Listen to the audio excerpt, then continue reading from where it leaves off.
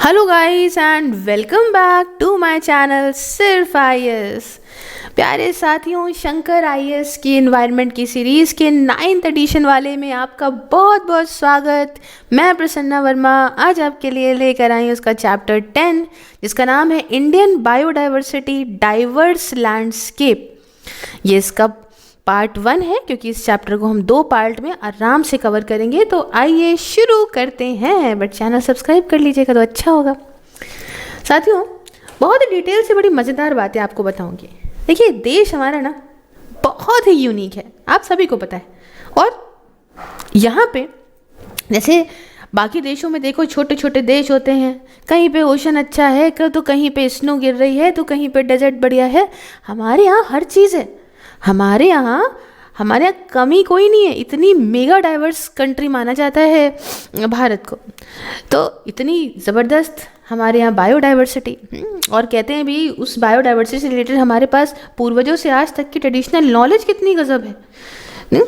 तो भाई यहाँ देखिए कि लैंड एरिया तो हमारे पास सिर्फ 2.4% ही है, लेकिन नियर बाय समझ लीजिए नियरली 7% रिकॉर्डेड स्पीशीज़ हमारे यहाँ हैं। बहुत हैं, बहुत ज़बरदस्त। और अगर हम रिचनेस की स्पीशीज़ की बात करें तो मैमल्स हो, चाहे बर्ड्स हो, चाहे रेप्टाइल्स हो, गज़ब है। यहाँ की क्लाइमेट, यहाँ की टोपोग्राफिक कंडीशंस ने इस खूबसूरती को जन्म दिया है जो बहुत सारे इकोसिस्टम्स यहाँ पे दिखाती है हमारे देश में। चाहे फॉरेस्ट आ जाइए आप, चाहे ग्रासलैंड देख लीजिए, चाहे देख लीजिए यहाँ पे वेटलैंड, कोस्टल या मरीन इकोसिस्टम, हर प्रकार की चीज़ों में आप न जाने कितने वैरायटी ऑफ चीज़ें पाएंगे और ग्रेटर और रिच बायोडाइवर्सिटी को देख पाएंगे। तो अब इंडिया क्या रिप्रेजेंट करता है मैं आपको डिटेल से समझाऊंगी, और उसके पहले वही वाली बात कि एक बॉक्स दिया है, उसमें ज्ञानवर्धक बात दी है। डू यू नो, मालूम है मकड़ी होती है ना, स्पाइडर। तो स्पाइडर आप सोचते होंगे कि अपने ही जाले में क्यों नहीं फंस जाती, क्योंकि बात क्या होती है कि स्पाइडर की जो बॉडी होती है उसके ऊपर एक ऑयल होता है, वो होता है, तो उसे बचाता है अपने ही वेब में फंसने से। चलो खैर, वापस से बैक टू टॉपिक आते हैं। इंडिया क्या रिप्रेजेंट करता है समझाते हैं। हमारे यहाँ 2 रियाल्म है, मैं बताऊंगी क्या होते हैं। 5 बायोम्स हैं, 10 बायो जियोग्राफिक जोन्स हैं और 25 बायो जियोग्राफिक प्रोविंसेस हैं। हालांकि इन सबको हम पुराने चैप्टर्स में कर चुके हैं, थोड़ा थोड़ा डिटेल आपको फिर भी दे देते हैं समझने के लिए। रियाल्म होते क्या है? Biogeographic realm. ये क्या होती हैं कि बेसिकली ये ऐसा मान लीजिए कि एक बहुत बड़ा बड़ा ऐसा एरिया, एक ऐसा रीजन जिसके अंदर इकोसिस्टम, ऐसे इकोसिस्टम पाए जा रहे हैं जो सिमिलर हैं, आपस में सिमिलर बायोटा को शेयर करते हैं। बायोटा मतलब कि वही सिमिलर तरीके के प्लांट, सिमिलर तरीके के एनिमल्स आपको वहाँ पे देखने को मिलेंगे, ठीक है ना। अब रियल में क्या है, ये कॉन्टिनेंट या सब कॉन्टिनेंट साइज का एरिया भी हो सकता है, जिसमें आप देखोगे कि सेम तरह के फीचर्स हैं ज्योग्राफी के, फ्लोरा फोना के, मतलब प्लांट्स के और जानवरों के, एनिमल्स के। तो अब इस तरीके से डिवाइडेड है चीज़ें। तो ये हमने यहाँ पे भी देख लिया, डेफिनेशन भी आपको दिख गई। अब इंडिया के अंदर अगर हम बात करें तो यहाँ पे आप 2 तरह के रियाम पाओगे। टोटल कितने तरह की रिप्रेजेंट होती हैं पूरे विश्व के अंदर? 8 तरह की, ठीक है। 8 तरह की टेरेस्ट्रियल बायोजियोग्राफिक रियाल्म को रिकॉग्नाइज करा गया है, मैं आपको वो भी बताऊंगी। फिलहाल इंडिया के अंदर 2 तरीके की हैं। एक तो जो है उसे हम लोग कहते हैं हिमालयन रीजन। हिमालयन रीजन जो है वो अपना रिप्रेजेंट होता है बाय द पैली आर्कटिक रियाल्म से, और दूसरा जो है वो है अपना बाकी जो सब कॉन्टिनेंट है जो रिप्रेजेंट होता है अपना ये मलायन रियाल्म से। तो बाकी मैम 8 कौन कौन से रियाल्म है जो विश्व में पाई जाती हैं? देखिए, सबसे पहली है जिसे हम लोग बोलते हैं नी आर्कटिक। नी आर्कटिक। दूसरे नंबर पे जो है उसे हम लोग कहते हैं, वही जो अपनी वाली है ये, हाँ, पैली आर्कटिक। हाँ, तीसरे नंबर पे यहाँ पे कही जाती है, ये है अपनी अफ्रीको ट्रॉपिकल। फिर आती है जो कि है इंडो, और ये ऊपर जो लिखी हुई है मलायन। फिर जो है वो है अपनी ओशेनिया। ओशेनिया।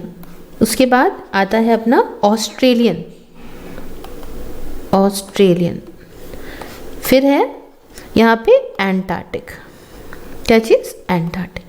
और लास्ट में जो है वो है कौन सी? Neo tropical.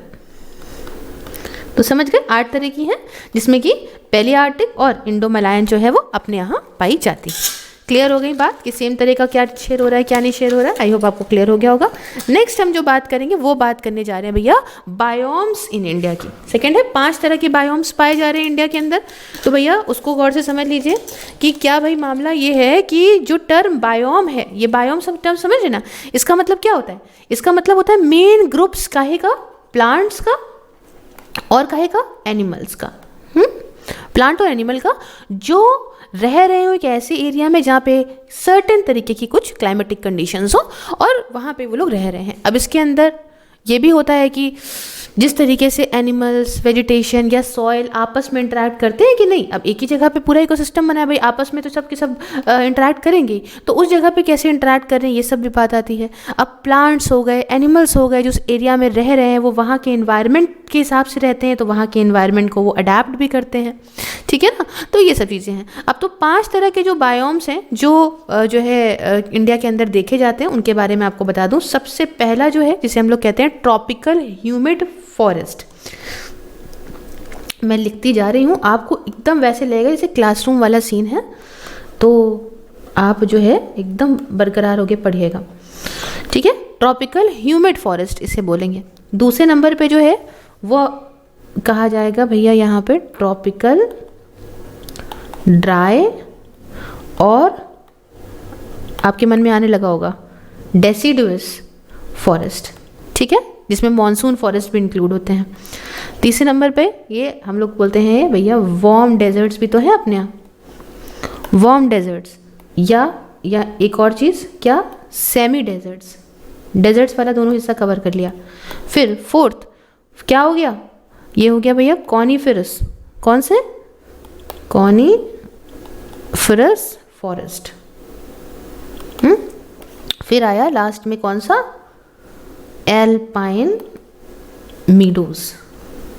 तो हमने स्नो से लेके सब जगह को शेयर कर लिया है इन्हीं के माध्यम से। कौन से 5 हैं बायोम्स इंडिया के अंदर, ट्रॉपिकल ह्यूमिड फॉरेस्ट, उसके अलावा tropical dry and deciduous forest including monsoon forest, फिर वार्म एंड सेमी डेजर्ट्स, उसके अलावा कॉनिफेरस फॉरेस्ट और एल्पाइन मीडोज। ये समझ गए आप इतनी चीज़ें 5 तरह के बायोम्स के बारे में। अब नेक्स्ट आता है यहाँ पे बायोजियोग्राफिक जोन्स। हाँ, तो बायोजियोग्राफिक जोन्स जो हैं वो अपने यहाँ कितने तरीके की हैं, यहाँ लिखा हुआ है सीधा सीधा 10 तरह की हैं।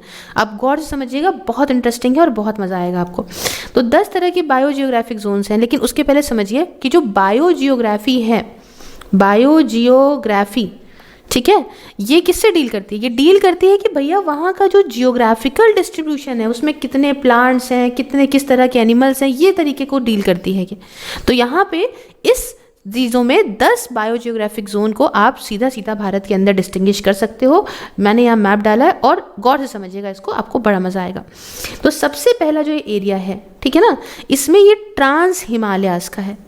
मतलब ये कहाँ से आ गया, जो तिबेतियन प्लेट्यू से एक्सटेंशन इसका हो रहा है, हार्बरिंग हाई एल्टीट्यूड। ये कोल्ड डेजर्ट है, लद्दाख का रीजन आ रहा है, और लाहौल स्पीति आ रहा है हिमाचल प्रदेश का। और इसमें आपको देखेंगे तो कंट्री का 5.7% लैंड मास यहाँ पे कवर हो जाता है। दूसरे नंबर पे देखिए ये एरिया आ रहा है कि नहीं, ये है हिमालयास का एरिया। पूरा माउंटेन चेन जो नॉर्थ वेस्टर्न से शुरू है तो ईस्टर्न इंडिया तक आ रही है, ये है। इसमें अलग तरह के बायोटिक प्रोविंसेस, बायोम्स आप पाओगे, और ये हमारे कंट्री का 7.2% लैंड मास कवर करती है। फिर तीसरे नंबर पे आ गया अपना ये वाला एरिया। इमेजिन कर रहे हैं कौन सा एरिया हो गया, डेजर्ट का एरिया है कि नहीं इधर। हाँ, तो डेजर्ट का एरिया एक्सट्रीमली सूखा हुआ एरिया है। ये वेस्ट में पड़ता है अरावली हिल रेंज के, जिसमें आप देखोगे दोनों ही सॉल्टी डेजर्ट गुजरात की भी आई जा रही हैं और सैंड डेजर्ट अपनी राजस्थान की भी आई जा रही हैं। और ये कितना है, ये 6.9% हमारे कंट्री के लैंड मास का कवर करता है। फिर चौथे नंबर पे आ जाइए। चौथे नंबर पे आ गया अपना जो है वो एरिया जो यहाँ पे सेमी एरिड कहलाता है। क्या कहला रहा है ये एरिया, ये है अपना सेमी एरिड एरिया। ये वाला जो है वो कुछ इन्होंने यहाँ पे गड़बड़ कर दिया है, क्योंकि फिफ्थ नंबर पे जो है ये आएगा, 4th नंबर पे ये आएगा, है ना। तो ये है 5th वाला।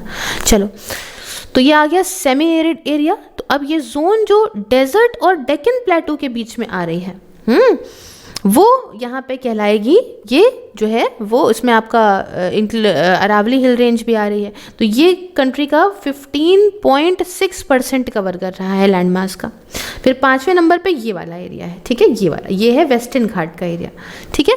तो हिल रेंजेस और प्लेन्स जो वेस्टर्न कोस्टाइन से होके गुजर रही हैं साउथ ऑफ ताप्ती रिवर, जिसमें आप मतलब एक्सट्रीमली कवर कर रहा है रेंज बायोटिक प्रोविंस की और बायोम्स की, और इससे आप देख के अंदाज़ा लगा सकते हैं करीब 5.8% ये कंट्री के लैंड मास का है।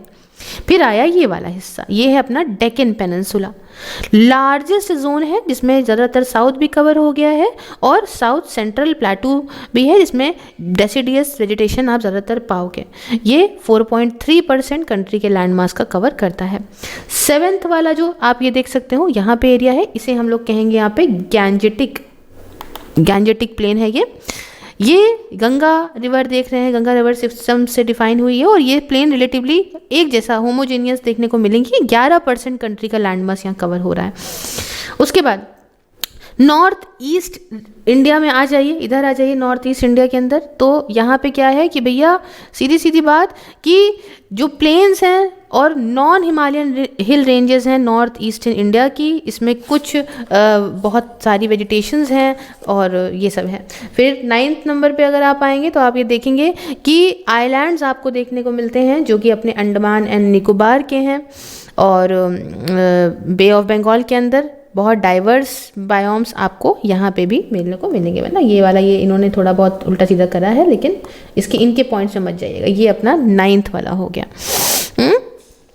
अच्छा, उसके बाद फिर क्या हो गया यहाँ पे, फिर 10th पे आ गया कोस्ट। तो लार्जेस्ट कोस्ट लाइन डिस्ट्रीब्यूटेड है टू द वेस्ट में भी, ईस्ट में भी, आप ये सब देख सकते हो यहाँ पे।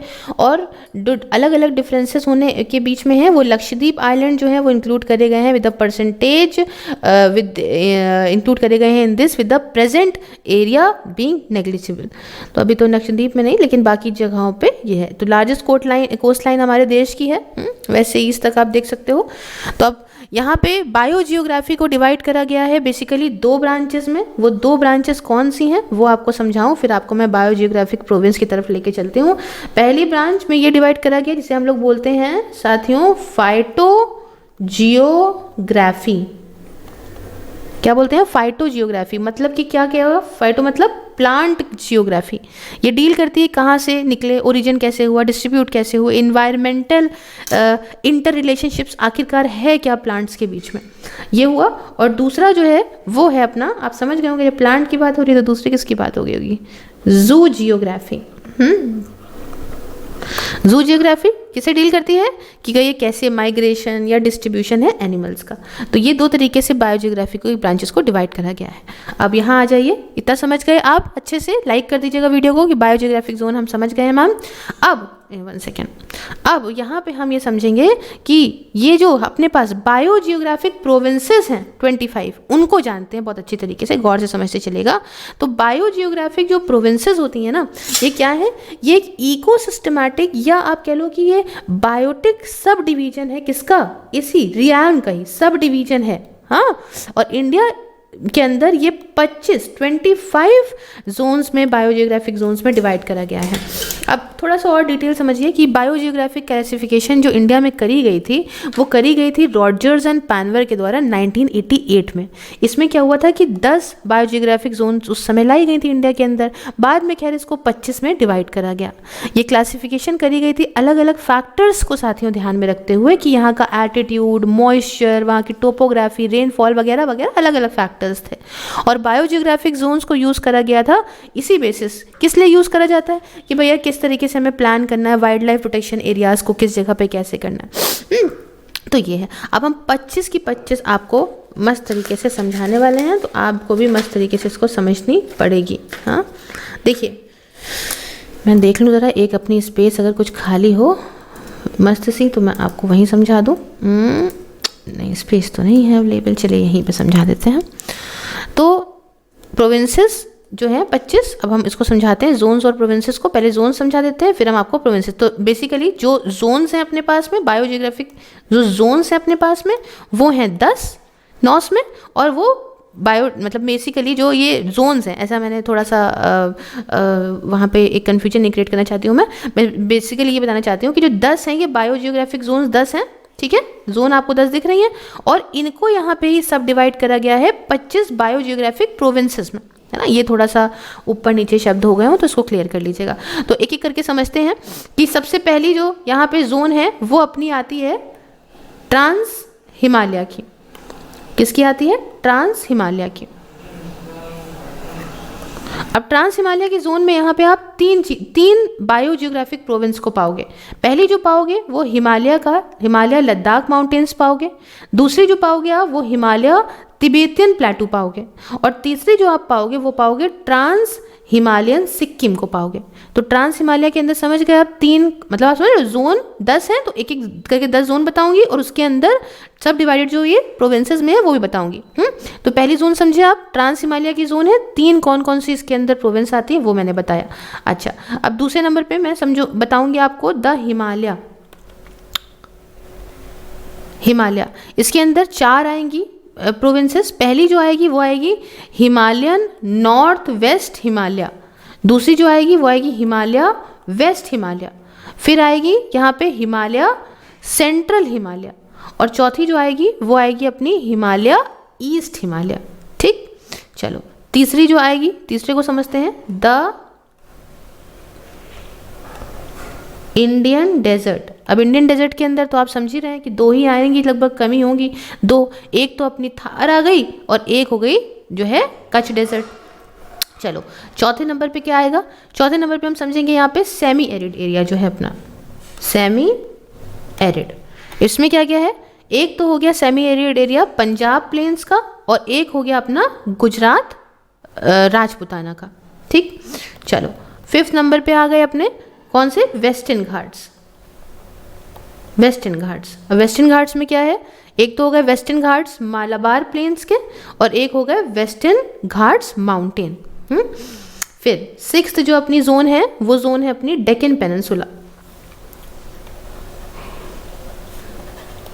डेक्कन पेनिनसुला, उसको मैंने आपको उसके माध्यम से बता दिया है जो अभी पहले मैप डिस्कस किया था ना, ये वाला इसके माध्यम से बता दिया था, उसके मैंने फीचर्स बता दिए थे, ये अब नाम दे दिए हैं। तो डेक्कन पेनिनसुला के अंदर यहाँ पे ज़्यादा आते हैं, समझिएगा। एक तो यहाँ पे आ गया सेंट्रल हाईलैंड्स, फिर आ गया इसके अंदर छोटा नागपुर, फिर इसी के अंदर ईस्टर्न हाईलैंड, उसके बाद आ गया इसके अंदर सेंट्रल प्लेटू और लास्ट में आ गया डेक्कन साउथ। ठीक, अच्छा 7 नंबर पे समझिए, इसके अंदर आता है वो है अपने गैंजेटिक प्लेन्स। अब इसमें गैंजेटिक प्लेन के अंदर अपर गैंजेटिक प्लेन आ गया और लोअर गैंजेटिक प्लेन आ गया, 2 आ गए। फिर 8 नंबर पे जो अपना आता है वो आता है द कोस्ट। कोस्ट में क्या क्या है?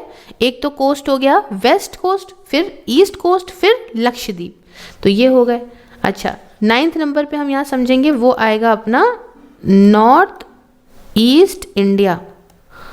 नॉर्थ ईस्ट इंडिया के अंदर देखते हैं तो नॉर्थ ईस्ट में ब्रह्मपुत्रा वैली इसके अंदर आ रही है प्रोविंस में और नॉर्थ ईस्ट हिल्स आ रहे हैं। और लास्ट में जो 10th जोन है वो आप समझ रहे होंगे वो कौन सी है? आइलैंड की। आइलैंड में अंडमान्स और निकोबार्स, 2 तरह के प्रोविंस आपको देखने को मिल जाएंगे। तो अब आप समझ गए कि क्या सीन चल रहा है और क्या सीन नहीं चल रहा है अच्छी तरीके से, कि 10 बायो जियोग्राफिक जोन है, उन्हें 25 उसके अंदर भी जो है 25 बायो जियोग्राफिक प्रोविंसेस में डिवाइड किया गया है। तो इंडिया कितनी रिच हो गई वो आप अच्छे से समझ सकते हैं। चलो आगे बढ़ते हैं। अब आगे बढ़ने के बाद हम यहाँ पे समझेंगे फौना के बारे में। ठीक है, अब फौना भी देखिए 2 तरह के होते हैं। 2 तरह के फौना होते हैं, एक ऐसे एनिमल जिनके पास बैकबोन होती है, ठीक, और एक ऐसे जिनके पास बैकबोन नहीं होती है। फौना का मतलब बेसिकली ऐसे करेंगे कि ऑर्गेनिजम्स की बात हो रही है और उसमें भी हम देख रहे हैं जानवरों में कि भाई जीव जंतुओं में कि किसी में बैकबोन है और किसी में नहीं है। तो जिनमें बैकबोन होती है, एनिमल विद बैकबोन्स, उनको हम मतलब बैकबोन्स होती है या स्पाइनल कॉलम्स होते हैं ना, उन्हें हम लोग बोलते हैं साथियों वर्टिब्रेट्स। क्या बोलते हैं? वर्टिब्रेट्स। तो वर्टिब्रेट्स जो होते हैं वो बहुत एडवांस ऑर्गेनिज्म होते हैं अर्थ के, मतलब हमारी धरती पे। और हालांकि वर्टिब्रेट्स सिर्फ छोटे ही मतलब कम ही परसेंटेज में है सारे, मतलब अगर सारे एनिमल्स को हम देख लें, अब मान लो कि कीड़ों से कंपेयर कर लो तो भाई देखो कम ही होंगे ना, तो बहुत सारे एनिमल्स में वर्टिब्रेट्स आपको कम ही मिलेंगे। इनका साइज, इन जो चलते हैं, मोबिलिटी ऑफन, इसकी वजह से ये बाकी इन्वायरमेंट को जो है वो दबा के रखता है। बात क्या होती है, जैसे मानो आप इतने बड़े हैं और छोटी सी है एक चींटी, अब चींटी 100 भी हो तो भी क्या मतलब, आप तो इतने बड़े हैं ना, आप अगर मरना चाहोगे उसको तो 2 जूते रख के मार दोगे हैं, तो उससे नहीं है। अब आप साइज़ और अपनी चल सकते हैं, बढ़िया दिमाग है, दिमाग क्या, चलिए दिमाग को अलग की बात हो गई, लेकिन चूंकि साइज़ बढ़िया है, मोबिलिटी बढ़िया है ना, तो ऐसे जानवर जो है वो बाकी सारे, इतने सारे जीव जंतुओं पे भी डोमिनेट कर लेते हैं। तो आप समझ गए वर्टिब्रेट्स कौन से होते हैं। अच्छा, अब एनिमल विद बैकबोन्स मैंने समझा दिया, अब हम इसमें समझेंगे कौन कौन से आते हैं। अब इसमें फिशेज हैं, एम्फीबियंस हैं, रेप्टाइल्स हैं, एव्स हैं और मैमल्स हैं। इन सब के अंदर हम इसको डिवाइड करके समझेंगे, बट उसके पहले एक ज्ञानवर्धक बात बहुत बढ़िया बताई जा रही है, डू यू नो के बॉक्स के माध्यम से समझिएगा। तो भैया ज्ञानवर्धक बात ये है कि रिंकल्स जो होते हैं वो मदद करते हैं एलिफेंट्स को अपना बॉडी टेम्परेचर कम रखने में, और रिंकल्स जो है इंक्रीज कर देते हैं सरफेस एरिया उसकी बॉडी का। सो जितनी ज़्यादा स्किन मतलब वेट होएगी, जब भाई जानवर नहाएगा तो वो स्किन जो है वो और ज़्यादा गीली रहेगी, और सारे जो क्रैक होंगे उसके बीच में वो सब मॉइस्चर अपने में सोख लेंगे। तो उसके बाद क्या होगा, बहुत लंबे वक्त तक उसको ऐसे इवेपोरेट करते रहेंगे वो धीमे धीमे। तो एक रिंकली एलिफेंट ना अपना ठंडा रहता है बहुत लंबे वक्त तक, कंपैरेटिवली तो एक स्मूथ वाली जो स्किन वाला हो। तो चलो ये तो ज्ञानवर्धक बात है, किसी को बता दीजिएगा तो मज़ा आ जाएगा। जब हमने आपको बताया कि वर्टिब्रेट्स के अंदर ये सब आ रहे हैं ना, तो इसमें शुरू करते हैं फिशेस से। हाँ चलिए, फिशेस में कौन कौन से आ गए, एक हो गए अपने कोल्ड ब्लडेड, ठीक, फिर आ गए लिव इन वाटर, तीसरे नंबर पे आ गए breathe under water using, one second, using gills not lungs. उसके बाद चौथे नंबर पे इसी के अंदर जो आ गए वो आएंगे अपने हैव स्केल्स एंड फिन्स, और लास्ट में जो है वो ले एग्स, अंडा देते हैं। तो समझ गए, फिशेस के अंदर कोल्ड ब्लडेड, पानी में रहने वाले, जो पानी में सांस लें गिल्स का उपयोग करके, ना कि लंग्स का उपयोग करके, इनमें स्केल्स हों, फिन्स हों और ये अंडा देते हों। ठीक है, तो फिशेस में ये आ गई, समझ आई बात। अच्छा, एम्फीबियंस आए। एम्फीबियंस कैसे होते हैं, कोल्ड ब्लडेड होते हैं, वही live on land and water, दोनों जगह रह रहे हैं, लैंड में भी वाटर में भी। उसके बाद एक क्वालिटी क्या है इसकी, वेब्ड फीट है इनके। हाँ, उसके बाद breathe with lungs and gills, lungs से सांस ले रहे हैं, गिल्स से सांस ले रहे हैं, क्योंकि दोनों जगह रह रहे हैं ना। तो मॉइस्ट स्मूथ स्किन है इनकी बढ़िया, और 4 पैर हैं, 4 लेग्स हैं, कभी कभी तो होते नहीं है लेकिन 4 लेग्स मान के चलते हैं। उसके बाद जो है ये भी अंडा दे रहे हैं, ले एग्स। ठीक, तो इतनी बात समझ गए। अब तीसरे नंबर पे आए रेप्टाइल्स। रेप्टाइल्स कैसे हैं, कोल्ड ब्लडेड है, हैव स्केल्स। अब सांप को सोच लीजिए तो आप समझने लग जाएंगे, स्केल्स हैं इनमें, इनकी काफ़ी ड्राई स्किन होती है, यूजुअली एग्स देते हैं ये। हाँ, और year holes instead of years, years holes होते हैं इंस्टेड ऑफ ईयर्स, और 4 लेग्स होंगे या लेग्स होंगे ही नहीं, ऐसा भी हो सकता है। अब एव्स की बात करें तो ये कैसे होंगे, समझ जाइए, वार्म ब्लडेड होंगे एव्स, और इनमें फेदर्स होते हैं, विंग्स होते हैं। इसके साथ साथ आप देखोगे कि ये भी अंडा दे रहे हैं, ले एग्स, इनमें 2 पैर है और ईयर होल्स हैं इंस्टेड ऑफ ईयर्स। अच्छा, और लास्ट में आया मैमल। तो मैमल कैसे हैं, वार्म ब्लडेड हैं, हैव हेयर और फर है इनमें, ये give birth to live young ones. अभी अंडा नहीं दे रहे हैं, अपने आप को सोचिएगा कि आप अंडा नहीं देते हो तो आप क्या कहते हो कि जो है मतलब गिव बर्थ टू जो यंग वंस है उनको सीधा सीधा बर्थ दिया जा रहा है। उसके बाद मैमल की जो मदर होती है वो अपने बच्चे का देखरेख रखती है, दूध उसको पिलाती है। उसके अलावा ये लंग्स से सांस लेते हैं, और मैमल्स ज़मीन पे रहते हैं, 4 पैर होते हैं या 2 भी लेग्स होते हैं या 2 आर्म्स हो सकते हैं ना, चाहे तो 4 पैर हो जाएंगे, या जैसे हम लोगों के हैं तो 2 हाथ 2 पैर हो गए, और ईयर्स दैट स्टिक आउट, अब कान है ना बाहर की तरफ आए, तो ये हो गए ये। अब यहाँ पे सब कुछ आप देख सकते हो, सबका एक एग्जाम्पल दिया हुआ है। अच्छा, एक ज्ञानवर्धक बात इनवर्टिब्रेट्स को पढ़ने से पहले समझाना चाहती हूँ। डू यू नो ईल्स जो होती हैं, ये कभी कभी इनको सी स्नेक्स से कंफ्यूज लोग हो जाते हैं, ठीक है। ईल्स ये पार्ट होती हैं फिश फैमिली की और इनमें गिल्स होती हैं सांस लेने के लिए, लेकिन सी स्नेक्स के पास गिल्स नहीं होती बट लंग्स होते हैं एंड ये सरफेस पे जाते हैं तब सांस ले पाते हैं। तो ये डिफरेंस होता है। चलो समझ गए वर्टिब्रेट्स कौन है और इनमें कौन कौन आ गए, फिशेस, एम्फीबियंस, रेप्टाइल्स, एव्स और मैमल्स। आगे बढ़ा जाए। अब आ गए इनवर्टिब्रेट्स। इनवर्टिब्रेट्स मतलब जिनके पास बैकबोन नहीं है, क्लियर है ना, जिनके पास बैकबोन नहीं है और मोर देन कम से कम 98% से ज़्यादा एनिमल की स्पीशी पूरे वर्ल्ड के अंदर वो आप इनवर्टिब्रेट पाओगे। जैसे मैं बताया बहुत सारे इनवर्टिब्रेट ज़्यादा मात्रा में है कंपैरेटिवली टू वर्टिब्रेट्स। और इनवर्टिब्रेट्स के पास कोई अंदर इंटरनल स्केलेटन भी नहीं होता, हाँ, हड्डी का ढांचा भी इनमें नहीं है जो बोन से बना हो। हाँ, बहुत सारे इनवर्टिब्रेट्स तो सिर्फ फ्लूइड भरा होता है अंदर, या हाइड्रोस्टैटिक स्केलेटन होता है जैसे कि जेली फिश या वॉर्म हो गया, और दूसरे के ऊपर देखा जाता है कुछ के ऊपर तो ऊपर खूब हार्ड सा शेल हुआ जैसे इंसेक्ट्स हैं, क्रस्टेशियंस हैं, इनमें आप ये सब चीज़ें पाओगे। अच्छा, यहाँ पे फोटो वोटो तो बना दिया, बताते हैं आगे की बातें, बट उसको कौन कौन से इसके अंदर आते हैं उनको डिटेल से समझने से पहले एक ज्ञानवर्धक बॉक्स बना हुआ है डू यू नो का, उसके बारे में बता दूं। तो भैया एलिफेंट के बारे में बड़ी जानकारी दी जा रही है। एलिफेंट जो है उनके पास कान होते हैं जो उनके कूलिंग डिवाइस का काम करते हैं। एलिफेंट को कूल करने के लिए बहुत चीज़ें ऊपर वाले ने दे रखी हैं, तो ये करीब मेजर कर सकते हैं 2 स्क्वायर मीटर तक। एंड इनमें आप देखो कि इंटीग्रेट वेब होता है, ब्लड वेसल्स का बहुत सारा आप देखोगे। तो जब ये जानवर अपने कान को ऐसे फ्लैप करता है ना, टुंग टुंग हिलाता है ना, तो बॉडी का टेम्परेचर मान के चलो 5 डिग्री सेल्सियस से कम हो जाता है। अरे यार, काश ऐसे कान मेरे पास भी होते हैं, गर्मी के टाइम बड़े काम आते। चलो खैर अब यहाँ पे मैं बताती हूँ इनवर्टिब्रेट्स के अंदर कौन कौन आते हैं, गौर समझिएगा। सबसे पहले आ गई एनिलिड्स।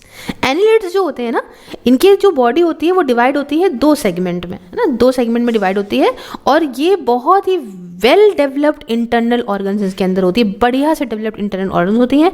ये ज़्यादातर आपको किसी भी हिस्से में विश्व के पालेंगे आप इनको। इनके अंदर लिम्स नहीं होते। एग्जाम्पल के तौर पे आपको सामने आ जाएंगे तो अर्थवॉर्म हो गया, लीचेस हो गई, राउंड वॉर्म हो गया, ये सब इसके अंदर आते हैं, ठीक है, इन्हें बोलेंगे एनिलिड्स। फिर आई बात मॉलस्क की। अब इसमें क्या है, ज़्यादातर जो मॉलस्क होते हैं इनमें सॉफ्ट स्किन लाइक ऑर्गन होती है जिसके ऊपर से हार्ड शेल कवर होता है, और कुछ मॉलस्क लैंड पे भी रहते हैं जैसे कि स्नेल हो गई, स्नेल रहती है ना लैंड पे, और स्लग हो गया। लेकिन दूसरे मॉलस्क पानी पे भी रहते हैं जैसे ऑयस्टर है, ऑयस्टर का नाम आपने सुना होगा, क्लैम, स्क्विड, ऑक्टोपस सुना होगा आपने, ठीक है, म्यूसल, ये सब आते हैं। तीसरे नंबर पे आता है एकिनोडर्म। ये क्या है, ये मरीन एनिमल्स हैं जो कि ओशन में रहते हैं। कहाँ रहते हैं, ओशन में रहते हैं, और ज़्यादातर जो होते हैं ना इनके पास आपको आर्म्स देखने को मिलेगी या फिर स्पाइंस ऐसी जो रेडिएट होती हैं from the centre of their body से। कॉमन एक्नोडर्म्स के अंदर सी स्टार हो गया, सी अर्चिन हो गया, सैंड डॉलर है, सी कुकुम्बर है, ये सब आते हैं। फिर आई बात यहाँ पे किसकी, प्रोटोजोआ की। अब प्रोटोजोआ कौन है, प्रोटोजोआ बहुत ही सिंपल और सिंगल सेल वाले एनिमल होते हैं। ये सबसे छोटे माने जाते हैं सारे एनिमल में। ज़्यादातर प्रोटोजोआ जो होते हैं वो कैसे होते हैं, वो माइक्रोस्कोपिक ही आप पाओगे। ये सांस लेते हैं, चलते भी हैं, रिप्रोड्यूस भी करते हैं, वैसे ही जैसे एक मल्टी सेल एनिमल करता होगा, ठीक है। और इनमें एग्जाम्पल आपके दिमाग में टुक से आ गया होगा, मैम बचपन में पढ़ा था अमीबा के बारे में। हाँ, अमीबाज हो गए, आपका जो है फ्लैजिलेट्स वगैरह हो गए, ये सब इसके अंदर ही आते हैं। फिर नेक्स्ट बात करने वाले हैं हम, वो कहलाता है आर्थ्रोपॉड्स। क्या है, आर्थ्रोपॉड्स। अब ये जो आर्थ्रोपॉड्स होते हैं ना, इनके अंदर आप पाओगे लिम्स, और ऐसे लिम्स जो जॉइन होते हैं, ऐसे लिम्स जिसमें जॉइंट्स होते हैं, ठीक है, लिम्स होते हैं उसमें जॉइंट्स होते हैं जिसकी वजह से ये चल पाते हैं। इनके पास एक एक्सोस्केलेटन भी होता है, बहुत हार्ड होता है, मतलब एक्सटर्नल स्केलेटन, ठीक है, एक्सोस्केलेटन, एक्सटर्नल स्केलेटन। और आर्थ्रोपॉड्स के अंदर क्रस्टेशियंस आ गया, इंसेक्ट्स हो गए, आपका अराक्निड्स हो गए, ये सब आते हैं। फिर स्पेशली बात करिए क्रस्टेशियंस की। तो ये ज़्यादातर कहाँ रहते होंगे, ज़्यादातर रहते होंगे ओशन में या पानी में किसी जगह पे, हाँ, नाम ही कहता है। और ये हार्ड एक्सटर्नल शेल होता है इनमें, जो इनकी बॉडी को प्रोटेक्ट करता है। साथियों, सबसे ज़्यादा कॉमन आपके दिमाग में क्या आया होगा? इसमें आया होगा आपका क्रैब। क्रैब के साथ क्या आ सकता है? और लॉबस्टर, बार्निकल, ये सब आते हैं। फिर आए अपने छुटकू छुटकू इंसेक्ट। इंसेक्ट में भी एक्सोस्केलेटन होता है जो उनकी पूरी बॉडी को कवर करता है। और इंसेक्ट के अंदर 3 बॉडी पार्ट्स होते हैं और 6 लेग्स होते हैं और एक एंटीना होता है। मच्छर के बारे में सोच लेना। Example beetle, butterfly, moth, dragonfly, bee, wasp, ये सब चीज़ें आ गई। अच्छा, उसके बाद लास्ट में जो बात करेंगे वो है आपका एराक्निड्स के बारे में। तो जो कॉमन एराक्निड्स हैं उसमें आप नाम ले लो, ये लो पकड़ो अपना, स्पाइडर, मकड़ी, स्कॉर्पियन, स्टिक्स, माइट्स। इनमें एंटीना नहीं होता, हाँ, और इनमें 2 बॉडी पार्ट्स होते हैं और 4 पेयर ऑफ लेग्स पाए जाते हैं। तो ये एक बहुत ही इंटरेस्टिंग सी जानकारी मैंने आपको दी और यहीं पे इस लेक्चर को रोकते हैं। नेक्स्ट में हम फ्लोरल डाइवर्सिटी को पढ़ेंगे। तब तक आप मुझे ज्वाइन करके मेरी मेंबरशिप को, मुझे मेरे काम में सपोर्ट तो कर ही सकते हैं। उसके अलावा व्हाट्सएप से लेके फेसबुक वगैरह हर चीज़ का लिंक डिस्क्रिप्शन बॉक्स में, कभी कभी तो फेसबुक में वीडियो पहले भी आ जाती है, तो आप मुझे हर जगह फॉलो कर लीजिए। आपको क्वेश्चंस वगैरह हर जगह फ़ायदा ही मिलेगा। Thank you so much for watching. मिलती हूँ नेक्स्ट वीडियो में। जय हिंद, जय भारत।